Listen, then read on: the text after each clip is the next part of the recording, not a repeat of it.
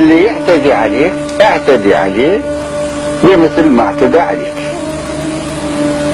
نصوصا احنا قلنا هذا الكلام، هم ما قلنا انه اسرائيل من تضربنا بقنبله نوويه نضربها بقنبله نوويه، قلنا نضربها بالكيمياء والمزدوج، وش كثر ما يكون فعال حتما فاعليته اقل من القنبله النوويه. شلون يصير تقولون هذا الكلام؟ شايف النظره الاحتقاريه للعربي الاستصغاريه؟ من هو المسؤول عن استصغار العرب؟ ليس امريكا. الحكام العرب الذين استصغروا انفسهم وهانوا في بلدانهم فاستهانت بهم امريكا.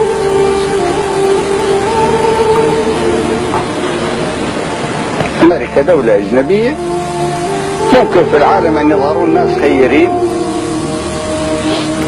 يدارون الضعفاء او لا يجعلون من الضعف ما يستغلونه على حساب إنسانية الإنسان، لكن ممكن أن يظهروا ناس شريرين يجعلون من الضعف، يركزون في بناء قاعدة بنائهم اللا إنسانية على أساس مواطن الضعف الموجودة في العالم.